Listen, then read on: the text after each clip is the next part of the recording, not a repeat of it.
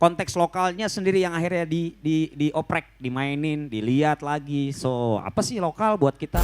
Musik-musik yang menurut gue tuh sampai pengen tinggal di Bandung, gimana caranya gue kuliah di Bandung deh. Ongseng sama apa tuh butter atau mentega ketemu telur jadi. Tolong teman-teman dibantu. Semua festival musik itu butuh yang namanya art director. Jurnalis adalah media yang menyambung silaturahmi dengan berbagai kawan di berbagai skala, berbagai skena. Kalau bahasa bos saya itu untuk mengeskalasi. Eskalasi, gue tahu tuh. Oke. Dan kita bakal ngobrol yang mungkin ini kayaknya perdana ya di studio Jurnalis ya untuk ngobrol sama sosok satu ini karena dia adalah salah satu wishlist banyak teman-teman nih kayak interview dia dong. Susah, sibuk. Nah, sekarang sempet nih. Tepuk tangan untuk Saleh Hussein dari The Adams dan Wise and Couples Company. Assalamualaikum. Dahsyatnya ya. Biasanya kita nongkrong di Ipin ya. Ipin. Di Pondok Labu Pondok biasanya. Labu. Terus ada momen, gue mau menggunakan momen ini untuk minta maaf juga. Kayaknya gue nangis ya pas acara kemarin ke lu tuh. Iya itu kenapa tuh lo boy? Iya. Mendalami ya? Mendalami banget sih. Sedap. Musik Indonesia udah merasuk kayaknya ke hati ini. Peluk nangis. Ah gila itu penting sih. Tapi terima kasih Wan Ale sudah jadi Siap. landasan pelukan saya ya malam itu. Nah, tapi kayaknya kita mulai dari hal yang grassroots nih Wan. Wih, apa tuh? Grassroots. Kayaknya kalau ngebahas seni, ngebahas musik, udah banyak lah di podcast ya kayaknya. Iyalah. Gue sih mau ngebahas ini dulu kayak lo ketika ngampus pas makan di kantin ya, biasanya pesan makan apa sih? Gue orang yang nggak ngerepotin kayaknya, Ya. terutama di rumah. Jadi gue bisa makan apa aja ya. Dalam arti, misalnya gini, beda sama adek gue dulu di rumah gitu, yang memang kayaknya harus makan daging gitu. Kalau gue enggak, gue nasi di ongseng sama apa tuh butter atau mentega ketemu telur jadi. Oke. Gitu. Jadi sampai sekarang makanan nasi dan telur hangat itu menjadi salah satu yang menurut gue bisa gue makan di mana aja. Oke. Tapi gue punya kesukaan ternyata. Gue tuh suka dengan yang kacang-kacangan sebenarnya. Kacang-kacangan. Yoi, ketoprak, gado-gado gitu ya. Apalagi sih? Ya banyak lah ya gitu kayak nggak tahu apa namanya sate Padang tuh jatuhnya pakai kacang gak ya? Ada lah. Ada walaupun kacangnya. coklat warnanya kayaknya nggak kacang sih. Tapi ya paling nggak gue nggak ngerepotin. Gue bisa makan di rumah temen. Paling sering sih makan di rumah temen. Kalau orang tuanya masak apapun, gue pasti makan. Mau itu enak dan gak enak, gue bilang pasti enak. Tenang, Itu dia. aman. Itu pertanyaan pancingan sebenarnya untuk kalian semua menunjukin kalau bagaimana bersahajanya seorang Wan Ale. Tepuk tangan dulu untuk Wan Ale dong. Sosok skena yang bersahaja ya. Nah, Wan ngomongin Yang barusan nggak bersahaja yang barusan. itu rockstar, itu rocker Johnny's Rockstar. idola gue itu. Ngomongin makanan nih Wan. Yes. Kayaknya lo skip deh kalau ngomongin makanan kampus, ada satu makanan yang menunjang gizi lo untuk berkegiatan di kampus. Yoi, ada namanya martabak mie. Oke. Nah, ada yang pernah nyoba nggak martabak mie? Nah, itu paling the best tuh. Jadi mie-nya gua nggak tahu Indomie atau apa mie sedap atau gua nggak mau nyebutin brand-brand yang lain, tapi yang pasti mie barengan sama telur, terus dia jadi martabak, digoreng, di atasnya dikasih saus, selesai. Nah, yang menarik adalah gua memang bersahaja, tapi gua tuh orangnya paling rese. Jadi semua makanan dulu di kampus yang gua pesan itu gua nggak masukin ke buku hutang gua. Tapi hutang temen gue, ya Dahsyat, itu paling the best. Ya, itu untuk menyiasati struggle hidup di dalam kampus ya teman-teman. Jadi zaman dulu gue selalu jahil, Mas Ale mau dicatat aja atau mau bayar sekarang? Catat aja deh, tapi jangan di sini gue yang nyatet aja. Nah gue buka tuh kertas yang lain temen gue masukin. Sebuah Gitu. manuver ya. Manuver gitu. Sama ini Wan, lo harus ceritain deh kayaknya ke teman-teman di sini tempe genteng itu apaan sih? Tempe genteng itu adalah dulu di sebelah kampus itu ada satu rumah makan kecil yang selalu memberikan makan juga ke mahasiswa selain yang ada di dalam kampus. Tempe genteng itu adalah tempe sederhana gitu kayak mendoan agak pucet tapi juga ada kering-kering ujung-ujungnya gitu. Jadi kita bilangnya tempe genteng karena warnanya itu tidak sepucat mendoan, tidak segelap tempe yang kita sering makan. Jadi dia warnanya agak kemerah-merahan coklat gitu. Gue nggak tahu tuh minyaknya minyak apa, tapi yang pasti bentuknya kayak genteng dan gue makan makanan itu selalu dulu dengan teman-teman yang lain. Jadi makan tempe genteng tuh udah inilah, udah jadi makanan legend tuh kayaknya di Berarti itu kampus. makanan khas IKJ enggak? Enggak juga sih, dia adanya di sebelah, di Kalipasir. Di Kalipasir, Kampung ya? Kalipasir. Berarti yoi. itu kuliner Kalipasir ya. Yoi. Oke, oke udah. Kita udah cukup perkenalan dengan Ale dengan gaya bersahajanya. Dia nggak pilih-pilih makan, ya nggak sih? Seorang musisi yang patut kita contoh kiprahnya ya. Selain jadi musisi, gue sih sering amazed sama lu gini bang. Angkatan lu ya, kayak Tarigan lah, kalau nggak Acong gitu. Lo tuh kayak angkatan yang coba-coba menurut gue. Kalian tuh nggak bisa dideskripsikan jadi kayak, oke, Ale adalah seorang musisi. Gak bisa tuh. Karena lo ngerjain seni juga. Lo ngerjain ini juga. Tarigan apalagi. Kita bilang dia adalah Wikipedia berjalan. Tidak. Dia A&R suatu label. Dia musisi juga gitu. Nah, gue penasaran sih. Kayak lo tuh ketika memulai proses itu untuk mencoba-coba kayak gimana sih awalnya bang? Apakah datang dari satu bidang dulu atau ya udah sikat semuanya deh? Ya pasti sih, terutama lingkungan juga ya pasti ya gitu ya. Karena dulu pas gue masuk ke kampus IKJ, gue ngambilnya desain, terus tapi karena anak desain banyak banget kayak gini nih, banyak gitu ternyata pas anak desain banyak, gue memilih untuk mengganti jurusan gue. Waktu itu yang paling dikit gue cari seni lukis, jadi gue masuk ke seni lukis, seni murni gitu. Jadi ya dari situlah gue ya melukis, terus habis itu gue juga suka musik dan gue seneng ngeband dari gue SMP gitu. Band dulu gue pengen banget tinggal di Bandung. Buat teman-teman yang mungkin kalau tahu Ripple juga mungkin sering membahas beberapa konsep subculture yang ada di Bandung. Menurut gue menarik karena era itu era keemasan band underground atau so-called underground gitu ya. Musik-musik yang menurut gue tuh sampai pengen tinggal di Bandung, gimana caranya gue kuliah di Bandung deh gitu. Tapi ya karena gue anak laki tertua, karena dua abang gue udah cabut dari rumah, gue akhirnya harus stay di Jakarta. Jadi makanya akhirnya gue masuk IKJ gitu. Nah, tapi menurut gue percobaan tuh banyak banget ya. Karena dulu zaman masih kayak DJ-DJ-an apa misalnya selektor gitu ya. Kalau nggak ada acara kita selalu ngumpul di warung rame-rame terus yuk nyetel musik kali ya, suasana gitu. Terus kita bikin radio kali ya gitu. So anak-anak suruh nyumbang deh, ada yang punya punya speaker gak? Ya udah punya speaker, gue juga nyumbang deh gitu. Gue nyumbang apa segala macem. Kita sebar speaker pakai kabel, ada satu menara dulu dikuasai sama anak-anak senat seni rupa. Kita bikin radio. Jadi gue ngebayanginnya kalau gue lagi makan di warung, cuma sederhana gitu doang sebenarnya imajinasinya. Gue lagi makan kayak sama lo gini berdua lagi makan. Ini lagi ada lagunya Summertime-nya The Sundays. Anjir, kayaknya enak nih. Ini martabak telur gue value-nya nambah nih. Rasanya gitu. Bangkunya sih keras ya dari besi, boleh. Tapi paling enggak lagu-lagu itu bisa bisa mengiringi lah. Gua makan, gua nongkrong, gua minum gitu sambil rusuh-rusuhan misalnya. Tapi dari situ aja akhirnya masuk ke radio, bikin radio di kampus, nyebarin lagu apa, terus suka karena kita di menara dari atas gini ngeliat ke bawah gitu, jadi ya ngeliatnya kayak suka ngeceng-ngecengin yang ya teman-teman yang lagi deket-deketan misalnya, nanti lagi jalan berdua nih, tapi kan yang dengerin sampai belakang-belakang tuh, gila, jadi yang anjir bajingan Ale bangsat nih gitu. Jadi emang ya jadi MC di kampus, dari ospek, gue jadi MC ospeknya gitu selama beberapa tahun di KJ, terus habis itu macam-macam jadi MC, terus juga DJ-DJ-an, zaman masih dari Park, dari Bibis bahkan. Dari zaman Bibis itu udah mulai bawa CD, ngerekam CD, lagu-lagu dari CD-CD gue yang lain atau dari MP3 gue yang lain masukin ke CD, direkam, terus ditaruhin ke ada buku album khusus CD gitu. Jadi kalau ngomong mau nge-DJ lo udah ketahuan deh gitu, udah pasti bawa buku kayak gitu tuh. Terus jalan, masukin lagu, di situ udah ada tulisan-tulisannya, oh nih lagunya lagu ini gitu. Awalnya gitu.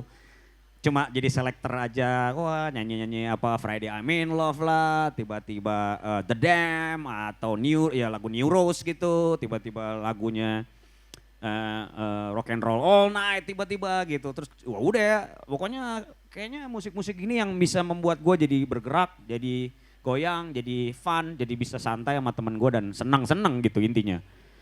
Sederhananya mungkin itu gitu, tapi secara tidak langsung dari semua yang gue jalanin ternyata memang itu semua jadi menurut gue tools buat gue atau tuh jadi moda transportasi gue untuk bisa ketemu orang lain lebih banyak, buat berdiskusi orang lebih banyak, bertukar pikiran lebih banyak dengan gagasan baru, dengan ide baru, dengan punya inisiasi baru. Gila, terus abis itu membuat sesuatu hal yang baru dan bisa membantu apa di dalam konteks kebaruan-kebaruan itu sebenarnya. Walaupun mungkin tidak baru-baru banget, tapi ketika kita melihat sesuatu yang bolong, contoh bolong gitu ya. Kalau tadi gue bilang misalnya semua band yang main bandnya itu terus contohnya gitu, terus abis itu bagaimana kabarnya dengan band-band yang baru-baru bermunculan atau baru gagasan pengen bikin jadi band. Bagaimana dengan yang new emerging artist. Maka sebenarnya jawabannya itu adalah loophole buat gua. Ini dia ada loophole-nya nih, gua ambil. Sikat nih, bantuin aja teman-teman yang bisa. Kita bantuin aja. Kita support apa yang bisa kita support dan seterusnya. Wah ini hujan ya? Hujan, Bray. Kece. Memang ini- Membawa berkah ya. Lu kehadiran lo di sini membawa berkah. Tepuk tangan lu untuk membawa berkah hujan lagi ya. Sebuah berkah dari Saleh Hussein. Ingat hujan itu berkah tapi kalau terus menerus jadi bencana teman-teman. Dan alias Gila. gobios ya, itu harus jaga diri kalau hujannya teman-teman. Yoi. Jadi semua perjalanan lo nih ketika mencoba hal-hal itu ya, berawal dari kampus, kuliah seni dulu, tapi akhirnya dari keseruan-keseruan itu kan untuk ya akhirnya menjadi diri lo sekarang nih kayak gini gitu. Nah, gue pengen mencoba merelatekan apa yang lo alami dengan mungkin di sini kisaran teman-teman umurannya masih lebih muda lah dibanding kita ya gitu. Enggak lah masih muda gue gila. 2005 lo ya? Anjrot, bisa aja ya. Nah, jadi sebenarnya ada fenomena ini sih Wan, kayak yang gue tangkap tuh beberapa teman-teman yang lebih muda, mereka senang banget udah bisa mengidentifikasikan diri mereka sendiri kayak gue tuh ini, gue tuh ya bisa musisi, seniman, gue tuh penggemar literatur karya Sherlock Holmes sama karyanya salah aja. Iya, kan. Ya itulah gitu. Menurut lu apakah identifikasi status ya gitu di kekaryaan lah terutama penting gak sih menurut lu? Emang gitu ya sekarang ya teman-teman ya? Iya, yang Malu udah mereka, mengidentifikasi diri kalian sendiri bahwa saya adalah saya. Saya adalah musik, saya adalah literatur, saya adalah film dan seterusnya. Bebas. Menurut gue mengidentifikasi itu ada baiknya dan ada nggak tahu ya. Gue sih nggak bilang buruk karena itu posisinya nggak kena ke gue. Jadi kalau gue dibilang, makanya lu bilang tadi musisi bukan, DJ bukan, seniman bukan, dan seterusnya. Gue akan selalu bisa dibilang hal yang abu-abu. Semakin tidak diidentifikasi akan semakin baik buat gue.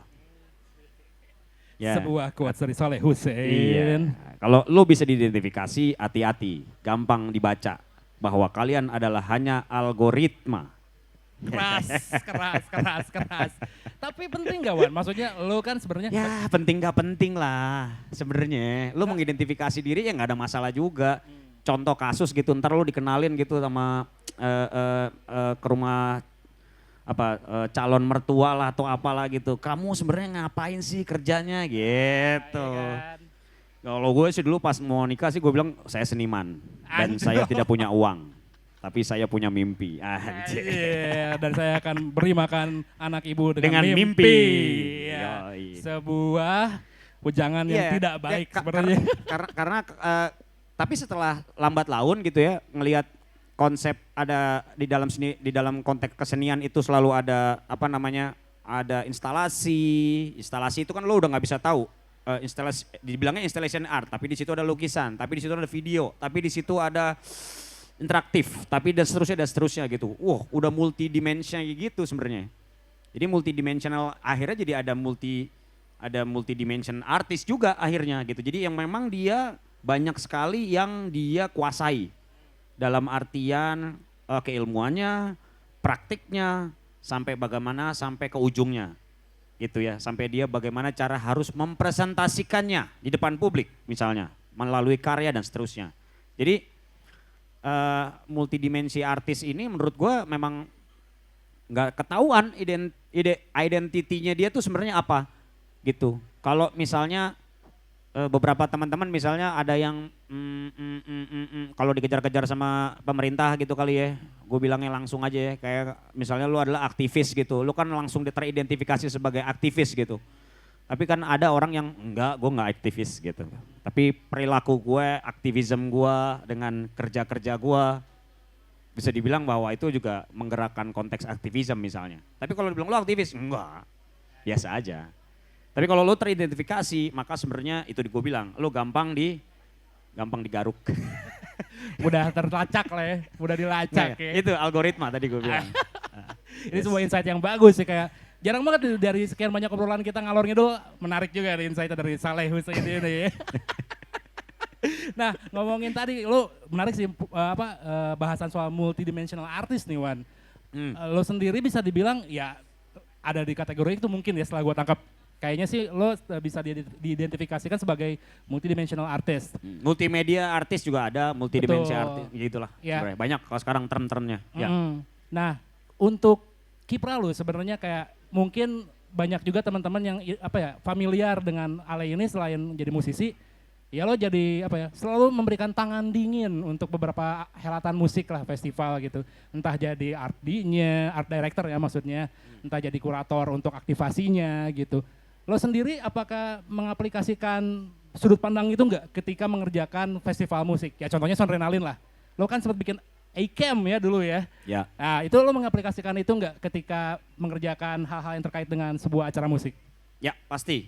Jadi beberapa keilmuan, beberapa kenalan, beberapa network itu pasti selalu akan terpanggil di kepala gua gitu. Dan tapi tidak melulu selalu itu karena nggak mau jadi bubble dengan kerja dengan teman-teman yang itu aja. Karena kayak gue bilang tadi, gue selalu ketemu orang baru lagi, dia punya punya keilmuan baru gitu yang menurut gue juga layak dicoba di festival atau misalnya di acara musik yang kecil gitu atau gigs.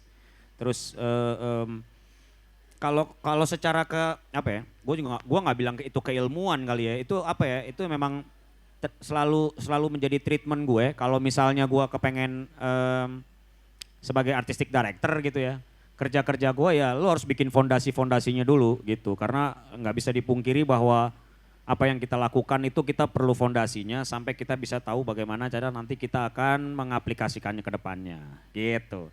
Dari fondasi tersebut sebenarnya udah ketebak dalam artian siapa-siapa aja sih yang bisa kerja di wilayah-wilayah fondasi itu. Balik lagi situ ya, ke poin lacakan itu berarti. Poin acakan atasnya gitu. Itu jadi pilar gitu. Jadi pilar bahwa di pilar-pilar ini mereka tuh sebenarnya udah punya akar-akar atau teman-teman yang dalam keilmuan mereka ada di dalamnya. Jadi yuk aja kita mainkan, tapi ada harus ada bandelnya. Nih buat teman-teman menurut gue bandel itu cara berpikir, bandel itu adalah kritis, bandel itu juga akhirnya jadi melawan apa yang kita percayai juga secara tidak langsung. Let's say misalnya gini, gue lagi mau bikin acara, satunya seniman, kayaknya kalau seniman ini sendiri nggak asik ya, gue kolaborasiin kali ya, sama seniman juga, jangan, sama ekonom misalnya. Atau keilmuan anak teknik elektro. Gue udah kebayang tuh langsung, anjing dia bakal di kepala gue dia bakal bikin robot nih. Tapi kan robot yang kayak apa? Kan kita nggak ada yang tahu. Bahwa gagasan diskusi mereka berdua menjadikan itu menjadi so-called this is robot. No, I don't know. Tapi ini robot. Gitu loh. Lo bisa naruh itu. Nah, buat gue keilmuan yang kayak gitu malah sangat menarik. Satu itu. Yang kedua, kalau contoh kasus Synchronize Festival, teman-teman yang tahu gitu ya dengan Synchronize Festival gitu. Gue beberapa kali selalu selalu ada key visual gitu untuk misalnya menjaga atau mengikat konsep visual yang ditawarkan. Festivalnya belum ada, semua belum ada, desain atau art direction itu garda depan. Belum jual tiket, belum apa segala macam, teman-teman pasti cuma hanya lihat visualnya aja. tawaran menjual tiket hanya lihat visualnya aja. Jadi ideation yang ditawarinnya. Nah satu itu. Yang kedua, karena itu perhelatannya selalu kan dilakukan di Jakarta, gue tuh nggak pernah ngambil ilustrator dari Jakarta contohnya. Ngapain? Jakarta kan ini kota di mana nanti festival dilakukan. Kenapa nggak cuma karena ini lokal, kenapa nggak kita rayain aja dari luar Jakarta, luar Jawa bahkan sampai Borneo dan seterusnya. Jadi kesempatan untuk teman-teman di luar Jakarta, ini gua nggak ngomong soal desentralisasi atau centralized dan seterusnya ya, basi ya buat gue. Itu kan bahasanya udah diambil sama pemerintah ya, kata-kata itu gue nggak mau pakai. Jadi feeling gue, udahlah. Konsepnya adalah merayakan festival dengan konsep lokal. Lokal itu punya siapa? Lokal itu bisa punya semuanya. Bisa punya Bandung, bisa punya Subang, bisa punya Ciwidey, Lembang, Braga sebagai lokasi. Jadi buat gue konteks lokalnya sendiri yang akhirnya dioprek, dimainin, dilihat lagi. So apa sih lokal buat kita? Apakah sepatu yang kita pakai semua yang hadir di sini? Atau warna hijab yang kita gunakan untuk malam ini? Atau pilihan kacamata yang akan gua pakai juga untuk acara nonton festival musik dan seterusnya dan seterusnya. So called what is lokal. Breakdown aja lokal. Gitu. Jadi gua memang ada yang gua percayain tapi kepercayaan gue itu lagi gue ganggu-ganggu. Dan itu bagus banget dan itu menurut gue hasilnya sejauh ini soal konteks puas atau tidak itu urusan belakangan. Tapi dia punya makna, dia punya konteks, dia punya impact. Lo bisa tahu dia punya impact atau tidak atau gimana, lo nggak bakal tahu. Kita terjunin aja langsung ke publik, biar publik langsung yang ngelihat. Fuck, ini apaan sih? Instalasi seni nih. Bukan, ini lampu buat menerangi. That's it. Tapi kok dia bisa artistik, kok bisa dia cakep sih, kok dia bisa belok sih bentuknya dan seterusnya. Gitu. Jadi ya udah, kita mainin aja lampu yang sekarang. Ya itu satu. Yang kedua, pakai konsep Islam kali ya. Pakai konsep Islam ya, setuju ya? Gimana Tuan? Nggak tahu nih, mungkin Coba. ada yang di luar Islam dari sini tapi nggak apa-apa. Gue rasa ya ini tiga agama samawi mungkin nyambung. Ada satu hal yang akhirnya dia tidak hanya berguna atau dia punya satu fungsi. Gitu. Agama ini tidak menyukai dengan konteks satu fungsi. Satu benda atau satu dahan pohon, maka dia akan banyak sekali rantingnya setelahnya. Sama, Sampurna mana nih totemnya dia nih, biasanya suka muncul di sini. Ada di belakang, Wan. Ada di belakang. Ada. Totem itu harusnya ada fungsi lain selain dia sebagai branding. Oke, sebagai pencahayaan. Let's say satu lagi apa? Gue tuh handphone gue habis lagi chargernya. Jadiin dia tempat ngecharge. Oke. Waduh, gue ngerokok lagi, gue mau matiin di mana? Jadiin dia asbak. Jadi satu tempat dia punya fungsi yang banyak. Nah, lo anggap kalau itu adalah elu atau manusia. Dah, beres. Itu konsepnya. Itu konsepnya. Kenapa gue bilang Islam? Karena gue Islam. Jadi kalau sebenarnya agama samawi juga sama. Konsepnya menyukai satu hal yang punya fungsi lain. Jahe, itu salah satunya. Paling gampang deh. Kunyit salah satunya. Yang rimpang-rimpang lah. Ya gak? Semoga wajangan dari Wan Ale, tepuk tangan untuk Wan Ale. Semoga kata raikannya baru daki lumayan rada tinggi bahasanya.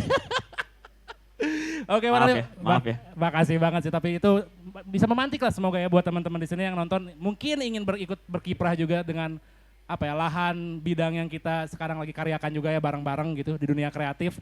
Dan sebelum kita lanjut ke penampilan selanjutnya, satu pertanyaan terakhir atau enggak, satu wajangan terakhir deh dari luan. Buat teman-teman yang mungkin sekarang mereka masih di level penikmat, tentu penting ya untuk ekosistem kita, penikmat musik, penonton musik gitu. Tapi suatu saat misalnya mereka mau ikut berkontribusi, turut berkiprah ke apa yang kita kerjakan juga, boleh kasih tips gak buat teman-teman Iwan? Cuma satu sih, yang paling penting adalah seneng dulu. That's it. Seneng aja. Udah beres, cuma itu doang. Kalau lo gak seneng, ya lo tinggalin.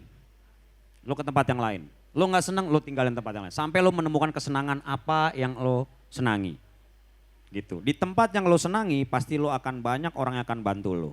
Kalau lo ada di tempat itu terus menerus, maka akan ada jalannya pasti ke depan untuk lo. Dan menurut gue, satu lagi dengan, kalau tadi kita ngomongin soal konteks art directing sebuah festival musik di Indonesia, coba sebutin 3 nama aja, nggak ada. Nah itu loophole. Tolong teman-teman dibantu. Semua festival musik itu butuh yang namanya art director ya. Kalau enggak mereka akan kehilangan arahnya mau kemana dan gak jelas gitu. Jadi gue rasa itu aja dari gue, kayaknya yang paling penting adalah senang, support kanan kiri tentunya dengan kesenangan kalian. Gue rasa nanti akan ada buah manis ke depannya. Amin. Terima kasih Wan Ale, tepuk tangan untuk Wan Ale. Wan, thank you banget untuk obrolan hari ini. Semoga lancar terus rezekinya. Terima kasih Prabu. Semoga berkah Jurnal. langkah-langkahnya. Sampai bertemu di pelukan dan tangisan berikutnya.